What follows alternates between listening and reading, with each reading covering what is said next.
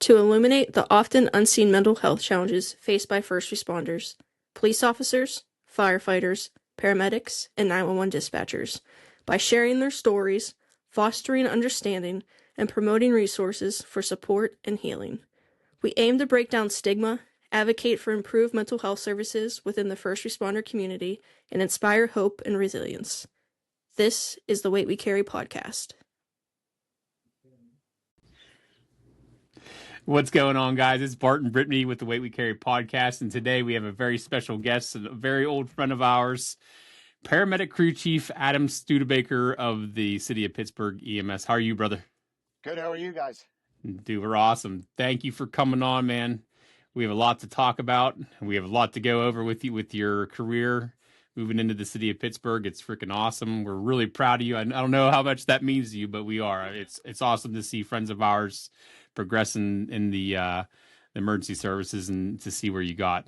So awesome. Thank you for being on, brother. Yeah, absolutely. It means a lot. You guys have had some great guests on, and it's kind of a privilege and honor to be on. So it's our privilege and honor is ours, man.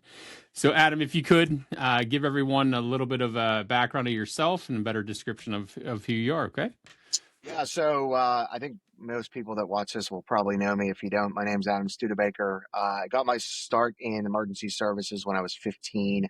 I started with a Perrysville Volunteer Fire Company out here in Ross Township.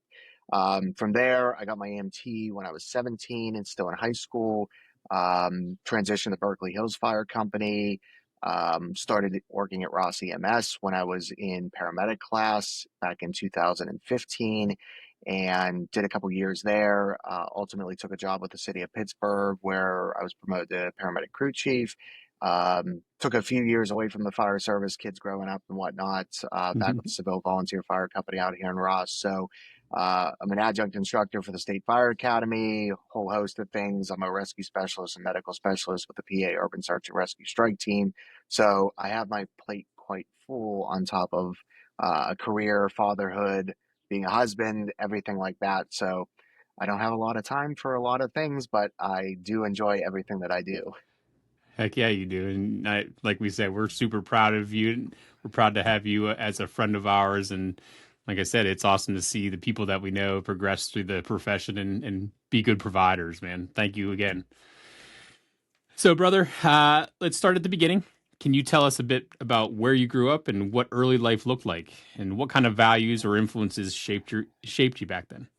Yeah, so early part of life, born and raised in the City of Pittsburgh. My parents moved to Bellevue when I was in my early years. Lived there for a while. Went to Assumption in Bellevue till the end of fourth grade. My parents moved out to Ross. Completed elementary school at St. Teresa out there. Ended up going to North Hills High School, University of Pittsburgh, Center for Emergency Medicine, and subsequently Point Park University. From there, kind of growing up, typical household, I was the oldest of three. So I always get to hold that over my brother's head and law that I'm the beloved oldest child. But my parents were always, very giving. My dad was the single income household, left mom to be a stay-at-home mom. It was a big influence on, my life and having my parents around all the time. My dad coached me growing up, playing baseball. I was a basketball player, soccer player as well. And, certainly their givingness probably shaped a lot of the way that I sort of treat my own kids, kind of just go about my own life. Maybe in a way, somewhere deep down led to where I was at in my career. The way I act in my career, I think that had a lot of influence on the way that I act. I would just like to say, you said beloved first child. I'm a second child, and I think second's the best. Whoever knows me knows my brother, and my family stopped after me because it was just perfection, and they couldn't get any better than that. Perfection. All right, continue.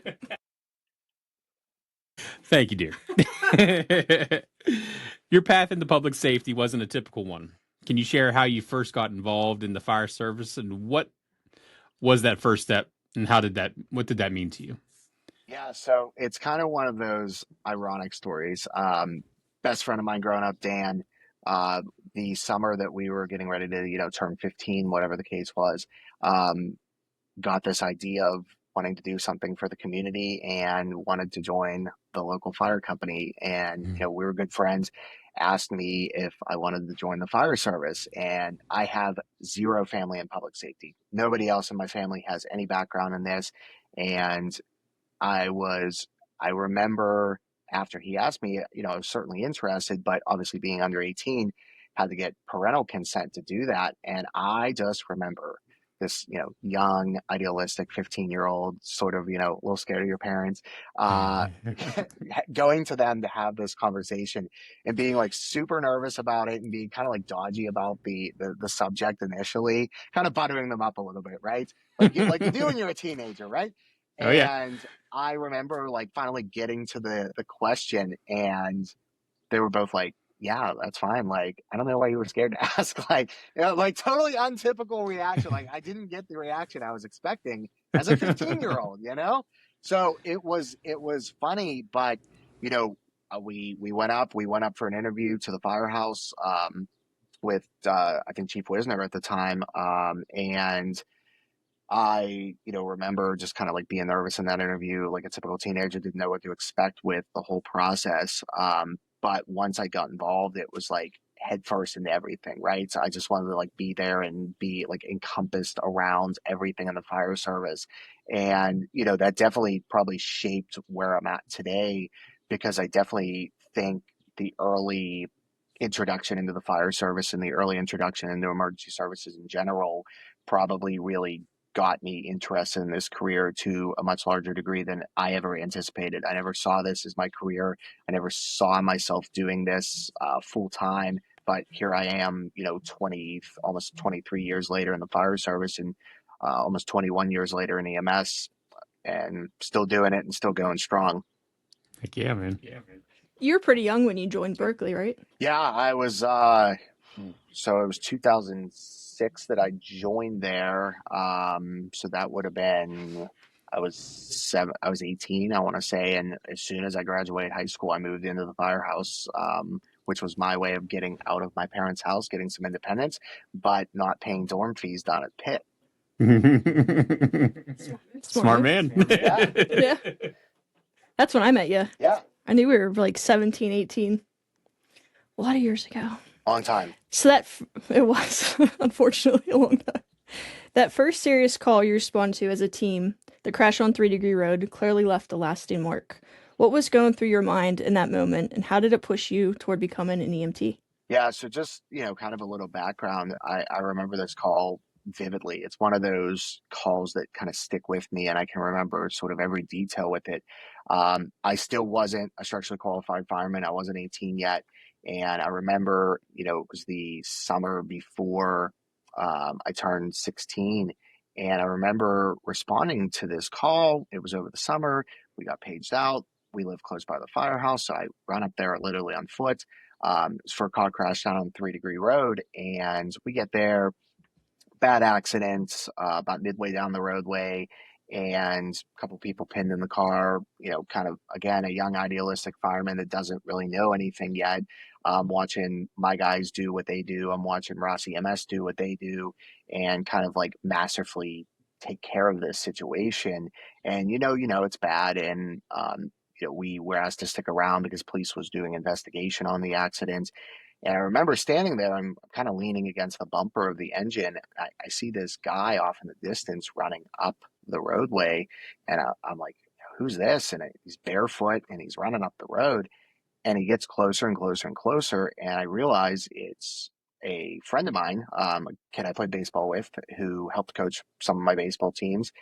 And then I look at the car and I realize it's TJ's car. In that moment, I realized that TJ was the one in the car who was trapped, who was critically injured, subsequently ended up dying. And I, think back to that moment. In that moment, again, as like a 16-year-old idealistic, I felt helpless, right? And I hadn't even got through all my fire training yet, let alone any sort of medical training. And knowing what I know now, nothing would have helped TJ. He had suffered mortal injuries. He could have been outside of a surgical suite in a hospital when this happened, and he wouldn't have survived. But in that moment, as again a 16-year-old, I felt so helpless, and it drove me to go get my medical training and do something so that I could help people. Which is why I signed up for EMT class that fall, completed EMT class, and was able to test right before my 17th birthday, and got my EMT when I was 17. Oh, I'm very sorry for your loss of your friend, but what a beautiful tribute and life that you made yourself, in honor of him becoming an EMT and a medic and everything you do now. So Yeah, just thank you. it certainly, I didn't think about what it would do for me in the moment. It was just a helpless feeling in the moment, but it's led to so many other great things, so many other people I've been able to help. Whether that's on a medical call or just being able to talk to somebody, right? Sometimes we run into these patients that don't really need any medical care. They just need an ear, a sounding board, right? And sometimes you can be that person too. So I do feel like now looking back on things, man, that was a pretty impactful decision to go take that class, and where it's led me to today. I can't say enough about how glad I am that I took that plunge. Yeah, absolutely. So, what was it like to respond to a call that involved someone you knew personally? For people outside of public safety, that could be hard to imagine. How did that moment affect you? Yeah, I think again, being young at the time, I don't think that call was quite the call that really made a huge impact on me. It was certainly sad, and I think it drove me to take the EMT. But I've responded to a couple other calls involving people I know, probably later in my career with more experience. Kirk Kelly's arrest at the firehouse at Berkeley, Rob Bomba's suicide. And those calls definitely had more profound impact on me. It's hard. It's hard to put away the emotion of this is someone and you want to help this person as much as you can.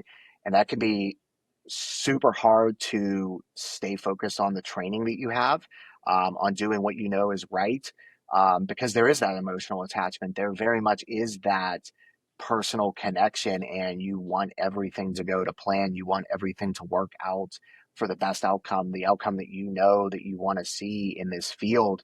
And that's really hard to disconnect from that. And certainly after the fact, you kind of take that either deep breath of relief in Kurt's case when um, he survived his cardiac arrest, and you take that deep sigh of relief, and you're like, wow, I was part of that, and you're so happy at the outcome. Rob's unfortunately wasn't a good outcome, but I think there's positives that came out of his situation that we can talk about in a little bit. Yeah. So, there are moments in every first responder's career that leave lasting impact. Can you share one of those moments that still stays with you and what made it so significant to you? Yeah, for me, no doubt it was Rob Bomba's suicide. Again, that's a call that I could relive every moment of. I remember we were returning from the fire alarm. The engine and the truck both went on the fire alarm. It was a training day. I remember just being up at the firehouse, and I was actually driving the engine, and we're going on southbound McKnight. We're in the turn lane to go back up Siebert towards the firehouse, and we're actually behind the ladder truck. And my phone is sitting next to me, and I look over because it goes off for a call, and I look at the address, and I recognize the address, and it's Rob's house. And I just immediately turn on the lights, go over the median, and pass by the ladder truck because of the type code. And we pull up at the same time as police, and I just remember kind of everything being chaotic for a moment. But in those kind of moments of chaos, you had to find a little bit of calmness, and someone had to be that voice of reason. And I was able to work with the cops to get down to Rob and try to help him. But unfortunately, his injuries were beyond help, and you know it was one of those tough situations, because then those guys turn around. I turn around and I see the rest of the crew, and I see those guys grabbing their medical equipment, and I see those guys wanting to help, and having to tell them no was super hard. You could see the kind of disappointment, almost the anger in their face that I was telling them no. Um, but I know now that that was the right decision. I know protecting those guys from seeing a friend, seeing someone that they knew well, someone that they had grown up in the fire service with in that way wasn't necessary. I didn't need to let those guys see them that way, to see Rob that way. And it hurt me in the moment, but it was the right call. And that's a call that will last with me forever. Just not only responding to that type of incident with someone that you know personally, but sort of the things that came out of it that I've used in my career since. That have been, very impactful for hopefully other patients that I've seen. So the loss of, our dear friend Rob, how did that moment teach you about grief, leadership, and the toll that can take on us mentally? Yeah, the grief aspect, certainly don't don't grieve alone, right? I think one of the mistakes that I made there was I tried to take this burden on by myself. I tried to take this on as something that I wanted to shield those guys from. But in reality, the more leadership thing to do would have been to share my experience with those guys in the moment, share how I was feeling. I think the good leadership decision I made there was again protecting them from that situation and not letting them see Rob that way. But the holding in the grief and trying to sort of process all this by myself versus sharing this with guys I trusted, right? I crawled down hallways with these guys in smoky conditions and in high heat conditions.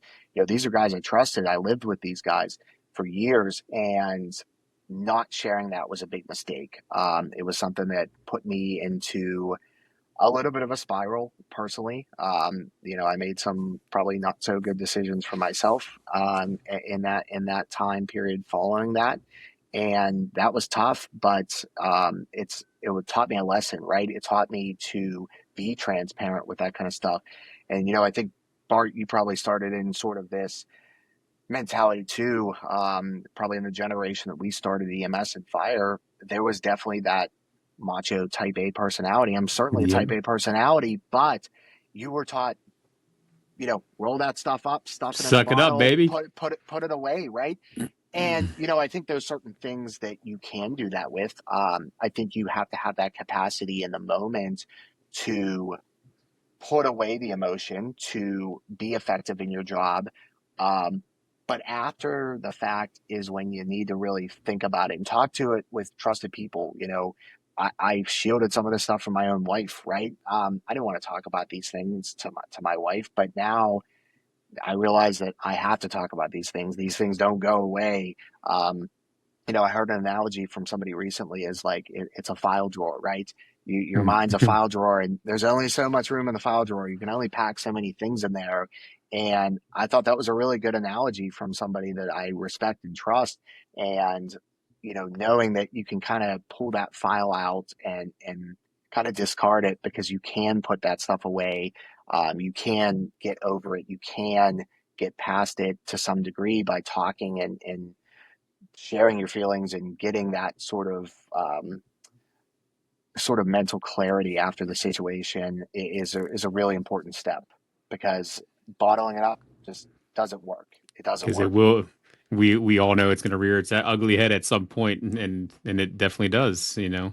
I kept on filing those things away, and then I wasn't filing them correctly, if that makes sense. We were known Yeah. to compartmentalize everything, and then when I went through a protocol with one of our people at Healing the Hero, he helped me reconfigure that filing drawer. And you're always going to have it, you're always going to hold it, but it's how you file it and how you you can bring your resilience out from that and to properly deal with it. Yeah. And if you can take some of those bad experiences and through the right sort of discussion, turn them into positive experiences, right? Turn it Absolutely. into a positive influence for somebody else down the line.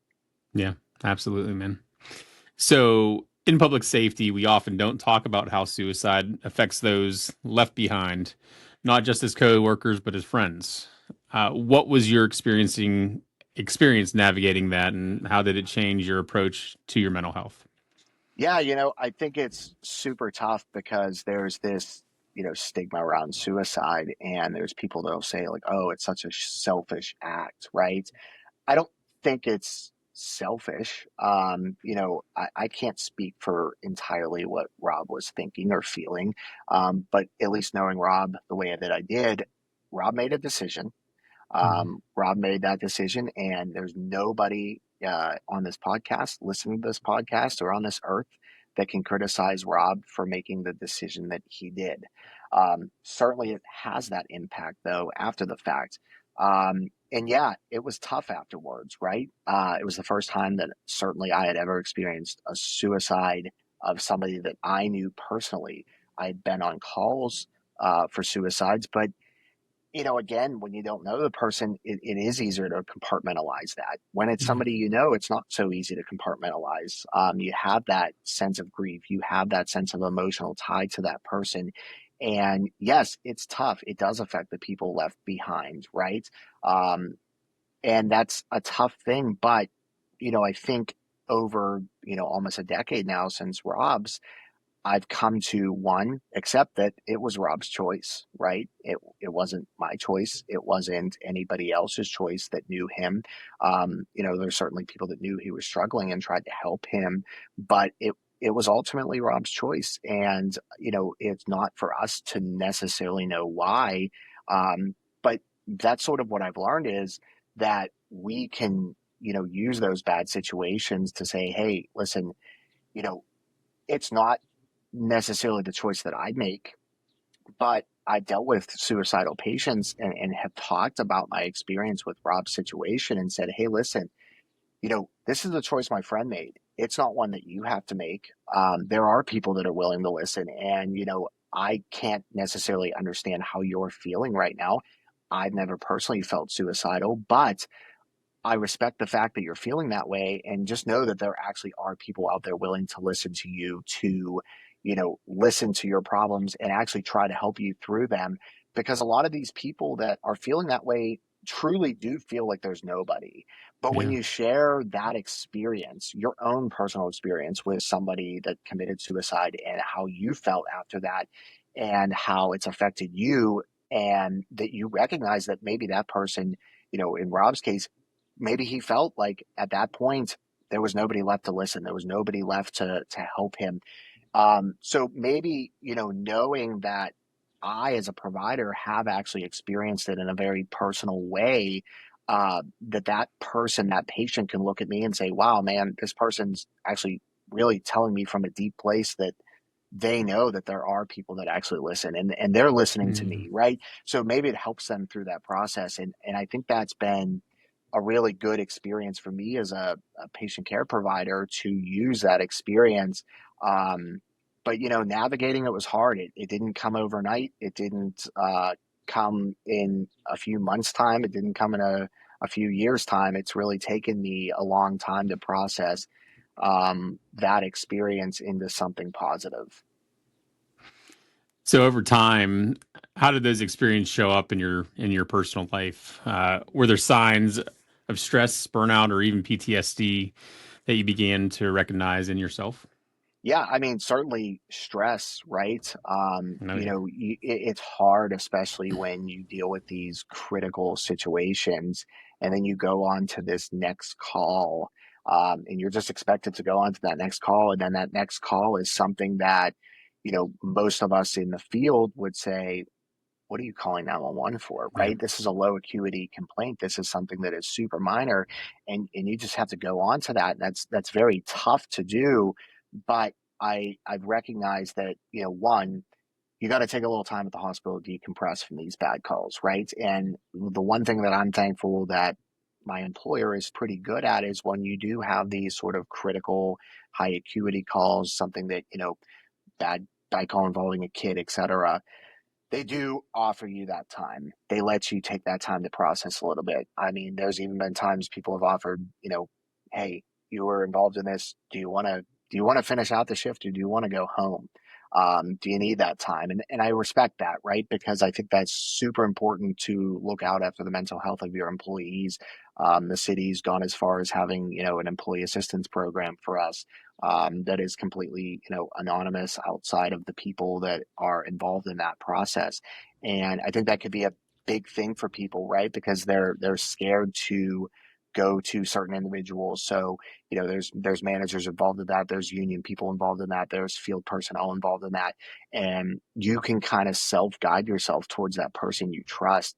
Um, but it can be difficult. But I think the one thing that I've learned is, despite that high acuity call, once you decompress, you have to go on to that next call and recognize that no matter what it is, even if it's something that we view, in the field, just kind of through training and experience, as something lower acuity, that person's still calling 911. You still have a professional obligation to them. You still have to go respond to that call, with the professional demeanor that you're supposed to. And it can be tough. I'm not Yeah. trying to sit here and say that it's easy, or that, it's easy to just immediately go on to that next call, but you have to be able to be that professional and to recognize that that person is calling you for help. It's what the 911 system is designed for. It's what it's there for. And we have that professional obligation. So we have to move towards that, and be that professional, be that consummate professional that everyone expects of us. And that we said it over and over again. The compassion fatigue is a very, very real thing. It is. And Very real thing. and it's hard. It's hard not to get burned out. Sure. I think everyone in this career probably wrestles with periods of burnout. I think it's what you do during that period and how you take care of yourself and kind of come back. I think vacation is super important. I think that one extra personal day every once in a while is super important, because I think it does help curtail that burnout, right? There's certainly times I felt burned out. There's certainly times I felt like I wasn't doing a meaningful thing in my job anymore, right? Especially when you get a lot of these sort of lower acuity things and you feel like you're just not really making a difference.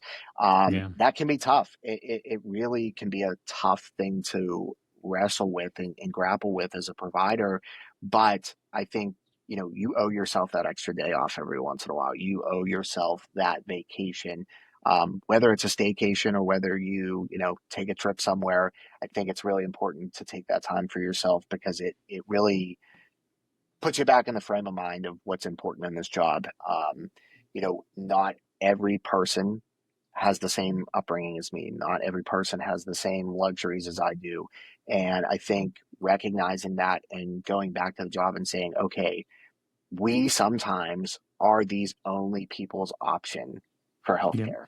They're the only thing. It's the only thing that we can do for these people.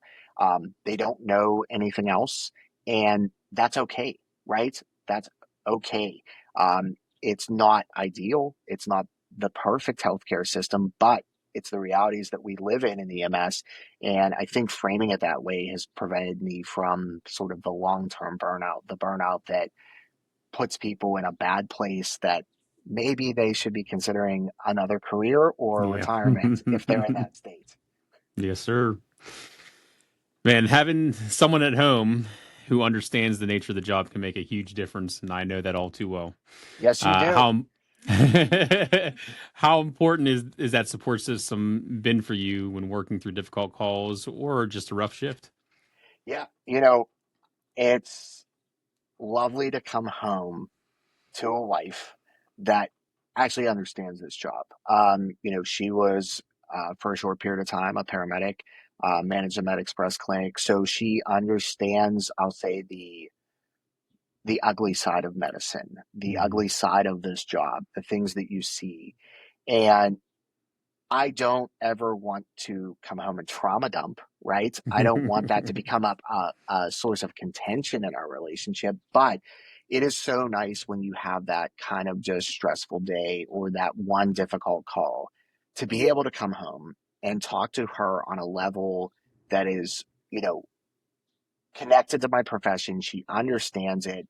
She knows what I'm actually experiencing, because she's probably experienced it herself. And to have that sort of support source is so, so important. It's I can't huge. advocate It's enough. huge. Listen, You don't have to get married, but find someone that understands you. Find someone that understands what you do and that you want to share things with. Just enjoy somebody else's company and enjoy that person that can sort of make you whole again, right? That can bring you back down to earth. Um, she's sitting at home right now, and she knows it, right? She knows that she's that source for me. And my kids are that source to some degree too, right? They're the motivation to come home every day safe.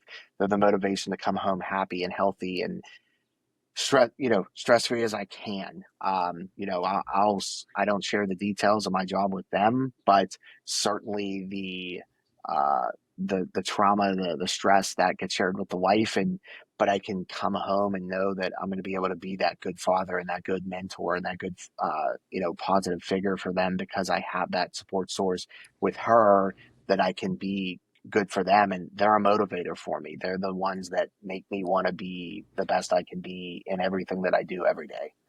Oh yeah, man. Dad life. Dad Life. life's the best life. Absolutely. So you mentioned peer support and music as tools that help you. Uh, how have those outlets helped you cope with the weight of the job? Are there any particular songs or genres that you lean on? For me, like the peer support aspect, I like to be I'll say the sounding board for the younger generation, right? And it's not that I wouldn't share things with other people. There's certainly people I have that I'll confide in, if you will. And those are, trusted people. They know who they are, and they know that I've done that with them. But for me, where I'm at in my career, 23 years into the fire service, 21 years in the EMS, I'm that senior guy now. I mean, I'm 50th in overall seniority in the city of Pittsburgh EMS. Let's go. There's a lot of people below me. There's a whole lot less above me.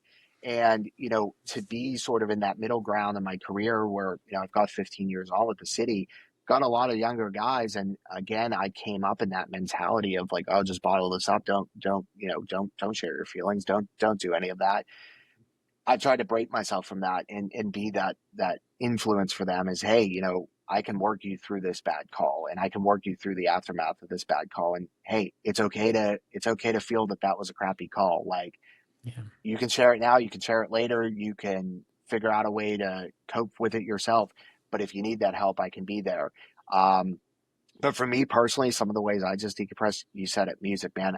And I don't really have a particular genre. I'll listen to anything, but sometimes just tossing on that set of headphones, sitting there in kind of a quiet room, and just listening to some tunes, man, it just takes that stress away, right? It just washes it Sure away, and just, does.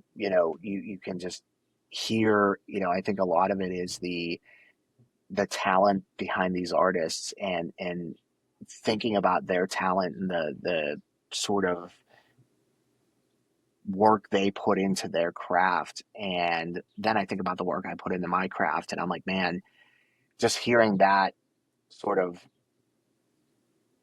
work that they do kind of puts me back into a good place with my own work, and I think that's why it's so peaceful for me, right? Just to sit there and listen to things. You can admit it, it's Britney Spears, right? Oh, of course. I mean, why not? Why not?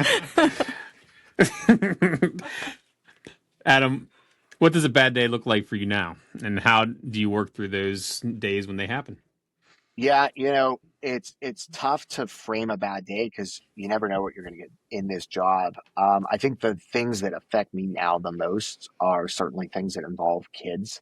Especially those bad calls, right? Kids get sick. I'm not worried about the kid having the asthma attack. It's a pretty routine call, right? But you get that bad trauma call, or you get that kid that's shot, or hit by a car, whatever the case might be. That's tough, right? And I think obviously that comes from being a father, and being a parent, and that is really hard to deal with.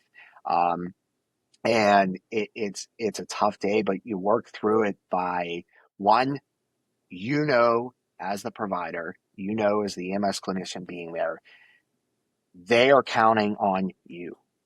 They called 911, and you are the stopgap from the street to the hospital. And knowing that I will pour everything, every ounce of training, every ounce of experience I have into that call to try to influence the positive outcome of that call, I think that's one of the ways that I get through it. The other way I get through it is to come home and see my smiling kid's face, right? To come home after that bad call and see your own kids and see them happy and healthy. Not that you certainly want anything bad to happen to that kid, but man, you're so thankful for your kid's healthy, right? And giving them that hug and realizing that they're there for you. It's meaningful, and I think really fatherhood has driven me to that is my bad day. That's the bad call for me now. Yeah.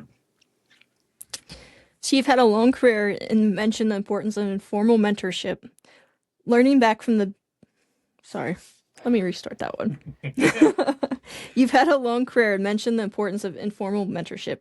Learning from the back of the bay and the kitchen table, how did those moments compare to formal training when it comes to preparing someone for this field? Yeah, I think certainly there is a place for formal training. You got to go to EMT class. You got to get your firefighter one, your firefighter two, all those check boxes that you have to hit. They're certainly important and they certainly add value to a career. I still train to this day. I would just finish a class back in May at the State Fire Academy. I'm going back there in September. I'm working towards my suppression instructor, but man, some of the most important lessons I learned was this, impromptu sort of training, this informal mentorship, right?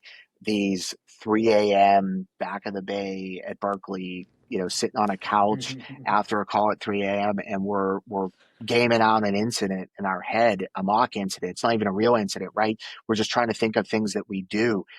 Sitting there over dinner, have it at the kitchen table, trying to have this conversation about a call, and giving ideas, things that went right, things that went wrong. And that training, man, I'll say has been invaluable to me as someone that came up in the fire service, and some of those lessons learned, you've taken in, this sort of metaphorical context that we're running this mock scenario. And then you actually run a scenario where you use some of these ideas and you put it to life and it has a positive outcome on the incident itself. I think that's huge. And I like to do that, right? I like to gain these things in my head. Even with younger people, still in the fire service, we worked on some victim retrieval things, and you can't simulate every little thing, but man, you can do a lot of these things and theorize a lot of these things and get these guys into a mindset of trying to think about what am I going to do if I'm presented with a situation, because it has to become instinct, right? It has to become second nature. It has to become the thing that you just do. And I think a lot of those things were very valuable to me growing up in the fire service, taking that time, that extra little bit of time. I could have been sleeping. I probably needed the sleep, but man, I also needed the training, and that training really has come to my rescue in a couple cases. So now that you're a mentor yourself, what lessons do you hope to pass on to the next generation of EMTs and firefighters? I think two big things stick out in my mind. One, take care of yourself, right? Both physically and mentally. I certainly at times have not taken care of myself physically the way I should have. I've changed that, right? Losing weight, healthier lifestyle choices, all that kind of stuff. Those are all things that I think you should do. You owe it to the public and you owe it to yourself to be the best that you can be. So personal health is part of that. And mental health is the other component of that, right? It's okay to recognize that a call sucked, right? It's okay to say that, hey, this wasn't the ideal outcome. This isn't what we wanted to see, and learn from that. And then the other aspect of this job is just have fun with it, right? Yes, we do serious work. When my pager goes off at the house for, a fire, certainly that could be a legitimate incident where, one, we have to suppress the fire quick enough, and if someone's trapped, it's our job to get these people out. On the EMS side of things, we're responding to, gosh, any plethora of medical emergencies that may exist, and my ability to perform in those situations is certainly crucial. But have fun with the job, right? Don't be uptight about it. there certainly is a serious aspect, but man, have fun with the people around the station. Try to develop a little bit of a relationship with your partners and the people that you are around all the time. Don't make everything so serious. There is fun in this job. There are times where it's okay to break balls, for no better lack of any other term. It's okay to do that, right? It's okay. There's a line. There's definitely a line. And I think everybody knows what that line sort of is.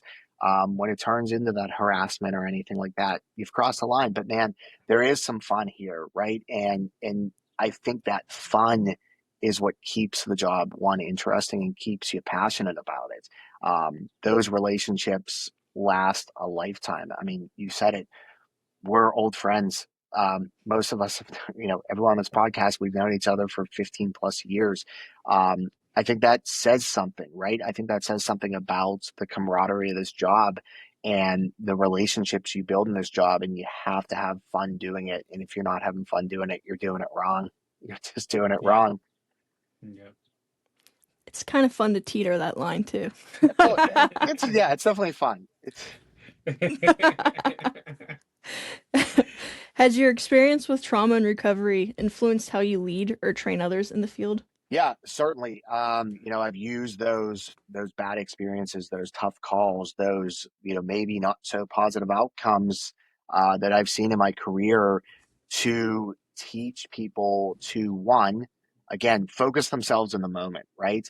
I think that's, again, super hard to do because there is, even if it's not someone there's an emotional thing, right? There's a humanistic side to this job, and seeing people in their worst moments is a tough thing. It is tough. It takes a tough personality to do this job and to put yourself sort of above the situation and to, again, fall back on that training and to do what you know is the right thing. And using that lived experience to say, hey, you can harness all that experience and all that training for the best in the moment.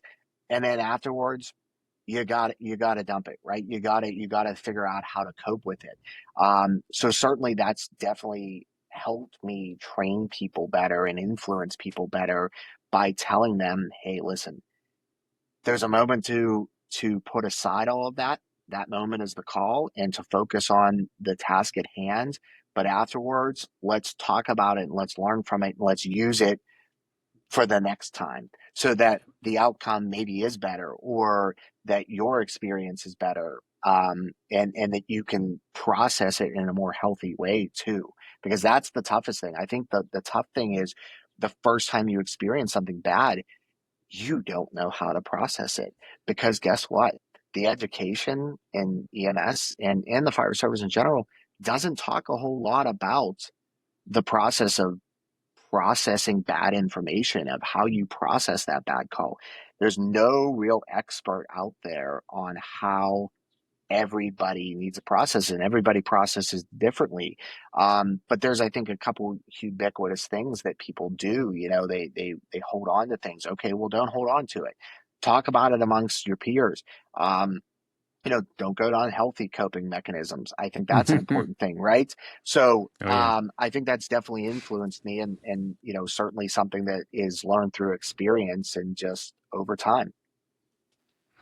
So being a father and a husband adds a whole new layer to this job, as we all know. We Uh, certainly do. how has your perspective changed since becoming a parent and trying to balance both roles? Yeah, I think the big thing is, again, I try not to bring as much of the job home, right? When the job's over, the job's over. Again, if I've had that bad day and I need to, kind of talk out that day with the wife, take the time to do that. But I try not to bring work home, right? I want to be there. I want to be the present father. I want to go to my kids' events and I want to be there and be a positive influence for them. So if I'm constantly thinking about, oh, the next thing I have to do for work, or this stressful call, or that paperwork, or anything like that, I try to give myself that grace of my days off are my days off, right? Yeah. My days off belong to me. They don't belong to my job. And balancing that time, right? I think one of the things that was I sort of have realized being up here at Seville, and this isn't, certainly a knock at Berkeley. Berkeley's where I cut my teeth, right? Berkeley is where I gained a lot of my experience. But Berkeley's a very unique place. It's a kind of a complex animal up there, right? They have this staffing program, they have these live-ins, and it becomes almost all consuming, right? If you Sure. dedicate a lot of time to that place, and that's not wrong, right? And in the phase of life I was in back then, I could do that. But now being where I'm at, I don't spend crazy amounts of time at the firehouse. I do the things I need to do. I have a little bit of time up here during the week every once in a while. My wife understands that. She knows this is an outlet for me, but I also know that I need to be at home, be that father when I'm not at work, and be present for them, be present for her. And that's a tough thing to learn, and it's something that really only fatherhood and husbandhood can really teach you. Oh yeah. Oh yeah, man. So if you could go back and talk to your younger self, that teenager trying to figure it all out, what would you say to them? Uh, don't ever rush through life, right? Mm, Don't wish the next thing, right? Enjoy the thing that you have now, because I we talked about it sort of pre-podcast. My kids are 10, almost 10, and 6 now. I don't know where time's going, right? I'm going to be 38 this year. And when I look back at that 15-year-old kid, it's hard for me to imagine where time has gone sometimes. So don't wish away that time, right? Don't wish the next thing. Take your career, take your life as it's meant to play out. I was always in this big mentality of trying to rush to get my instructor and all this kind of stuff. Well, I kind of just took a break and I kind of reset myself, and now I'm making a serious push towards my suppression instructor. And I realized I needed to take these steps in a logical sort of manner, and in a manner that was conducive to a life outside of this job too. And I think a lot of people want to just push, push, push to be successful in this career. And I think there is a lot of competition in this career. It's a tough job. It's again a lot of type of personalities. But take it with a grain of salt. Take every day at a time. Every day is a new day. Learn something new every day and enjoy each day, right? Don't push too fast, because time is much faster than we ever give it credit for, and it'll be gone before you know it. I'm closer to 50 than I am 40 now. It goes quick. When I hit 35 and 36, I was like, man, I'm actually closer to 40 than I am 30 again. And but my 30s have been great. I've enjoyed my 30s probably better than any decade that I've lived so far, right? I think some of that's just getting older and appreciating different things in your life. I think some of that is success in my career, success in my life, my kids, everything like that. I think all of that stuff has been a factor in my 30s being better than even my 20s or my teens. Thank you. All right, a few more questions and we're done picking your brain. For someone listening who might be silently struggling but doesn't know how to speak up, what would you tell them? What would you want them to hear from someone who's been there? So I think the thing that I would say is the hardest word to say is the first word, right? To recognize there's that problem, to have the courage to say that first word, I think is the hardest thing, right?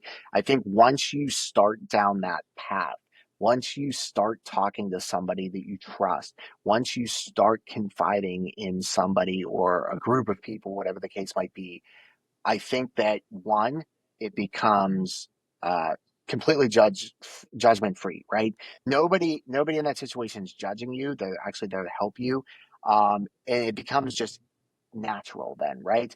It becomes just part of the process. It becomes part of the healing process, right? Part of getting yourself right with the situation. And I think it is super courageous to just say that first word, right? To say, the phrase that, probably the hardest three words are I need help, right? Or, I need to talk, right? Those are the hardest words to say, but once you get them out, there's plenty of people that have ears to listen.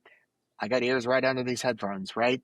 I'm always willing to listen to people. I'm willing to be that sounding board. And, maybe I have something to say to you to help you. Maybe I don't. But maybe if I don't have anything directly to say to you, maybe just listening was enough, right? And I think that's the hardest thing is I think people are afraid that people aren't going to listen to them or they're not going to provide any sort of information. Um, but there's plenty of people out there with really good, just lived experiences that could help you through a situation. For sure. Are there any specific resources, whether it's therapy, peer groups, music, or books, that have helped you that might help others? I think the big thing is you have to identify what works for you.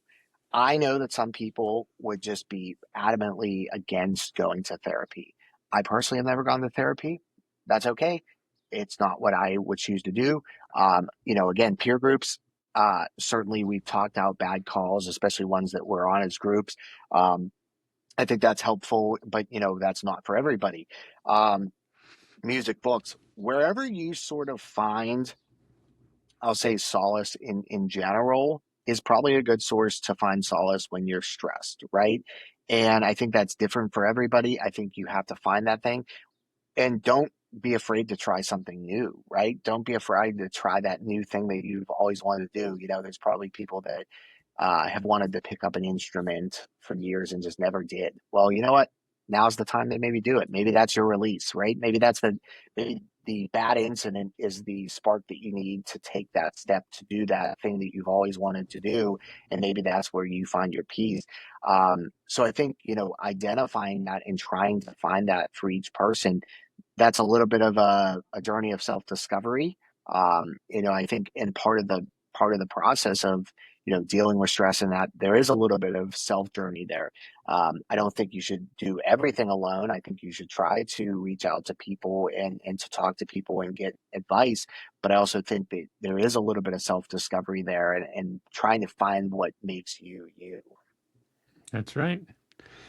So finally, what does breaking the stigma mean to you personally? And what would you want the public or the next generation to understand about mental health in this profession? For me, again, breaking the stigma, I grew up in this very compartmentalized, at least especially in the early part of my career, is, don't share your feelings. I very much will sit here and admit I'm very much type A personality, and there's probably times that I still do bottle up things, but you got to be able to share it, right? You got to be able to get past this mentality that we are robots in this career, that we somehow owe it to the career field, that we must be this regimented, hard-lined, I don't have emotions kind of person. No, it's okay to have emotions. We're human beings. We're meant to have emotions. We're meant to share love with family members and all that kind of stuff. We're meant to share friendship with people. We're naturally emotional beings, and people want to try to suppress that. We got to get past that, right? That actually probably makes us more effective caregivers in our field, by doing that, right? By being able to put aside this macho man thing, and I can hang with the best of them. I can be that tough guy when I need to be the tough guy, but it's okay to also be, the softy on the side too, a little bit, right? It's okay. Like, yeah, It's all man. right. Everyone has that soft side behind them too, and they just don't realize it, right? Or they don't want to show it because they think people won't respect them in this career field. When actually, I'd probably have a little bit more respect for you if you did show a little bit of emotion, right? That you show that you have a human side to you, that you're not this robot, you're not this just stage figure that's doesn't process information well and doesn't recognize the value of what we do, that we are helping other people. For me, that's I think what we got to get past. We got to get the next generation of us to be better at that, and to recognize that it's okay to be, more than the job. Open up that conversation with the new generation, or you're not going to have the new generation come in. And Exactly. that's the biggie. we're already struggling with that, right? I don't think that there's any person that's involved in public safety that doesn't recognize that we have a huge recruitment and retention problem, right? Some of that's our own attitude. Some of that's the way that we treat new people. Some of that, and I think you should prove yourself, right? I think you should prove yourself coming into this job. I don't think there's anything wrong with being tough on somebody new and having expectations on somebody new and wanting them to fit into what is a very difficult career and prepare them for the rigors of this job. But at the same time, man, you gotta treat people like decent human beings too, right? And I think that's tough. It's tough because it's hurting the ranks, and it's hard to get people to come into this job. And it's even harder when all you hear is complaint about the job. I'm not going to sit on a podcast or anywhere and lie and say that this job is perfect or these jobs are easy. But man, they're rewarding, and I think that we oftentimes have this inclination to pull out the bad parts of the job instead of maybe focusing on the good parts of the job, the things that would actually drive people into these jobs. And I think that's tough, man. It's something that we wrestle with at work sometimes, on the union, whatever the case might be. It can be very difficult to be that positive voice, and it's okay to recognize the negatives, and it's okay to try to talk about how to fix the negatives, but we also have to accentuate the positives and focus on those a little bit too. Absolutely. I think there's definitely more positives than negatives, and that's what we need to talk more about. Because you hear about the negatives in the profession, whether it's police, fire, EMS. You hear the negatives all the time, but let's hear about the positives. And that's what, like you said, that's going to drive people into the career field and make better providers. Absolutely. So Adam, anything else you'd like to leave our listeners with? No, again, have fun, right? If you're involved in public safety, if you're thinking about public safety, it's a great job.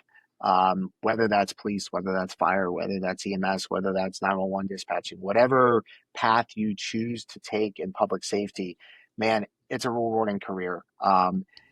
Again, I started college as a history major with the intent on going to law school. This is never something that I saw for myself, but here I am 23, 21 years later in my respective emergency services fields. And I'm still putting in the work and still enjoying the work and still trying to make myself the best person that I can be. Have fun with it. If you get into the field, have fun with it. If you're looking to get into the field, man, we're welcome to have you. We need the people, and we need the type of people that are hopefully listening to this podcast, the type of people that are hosting this podcast, the people that have committed themselves to this type of career field. Those are the kind of people we need. We need those kind of people, and I can't part enough how awesome a job this is. You're going to have hard days. You're going to have easy days. You're going to have days that are good. You're going to have days that are bad. But at the end of the day, I think this job is everything, every bit of what you make this job. And the people around you make this job, and surround yourself by good people, right? Surround yourself with those positive influences. Surround yourself with people that have had a positive impact on you. I can't say enough about the mentors I've had over my career, the people that have driven me to be where I'm at today, to make some of the decisions that I did make with my career. Those people have been immensely influential to me. I wouldn't be where I'm at without any of those people. And man, that list is a mile long and a few pages deep. For me, those people wouldn't want the spotlight. I would never name any of them personally on something like this or really anywhere, because I think those people know who they are.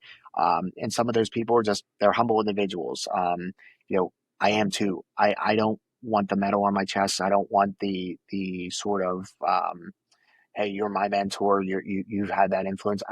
Great. I'm happy to be that influence. And I think that there's personal satisfaction to that. But, I think those people, they know who they are. And man, maybe if you get into this career, if you're someone listening that's not in this career field, maybe you could be that mentor someday. Heck yeah. And I think people that do get in this into the career field, they need to remember why you got into that career field is because we help people. That is our ultimate goal, is to help others. Absolutely. Oh yeah, and I'm going to call you out. Have to call you out on man, something. I don't have it. Oh no! I don't even have one on me. I would have taken anyone. Not this is one. Unbelievable to me. I guess I technically. That's what I was shuffling around. I guess technically I owe both of you a beer. That's the I don't rule. drink, so. But you can save it to pass it along to someone else. Whatever you like. A bottle of Coke, whatever. A nice lemon water. Hey, whatever's your fancy. I guess I'm buying next time.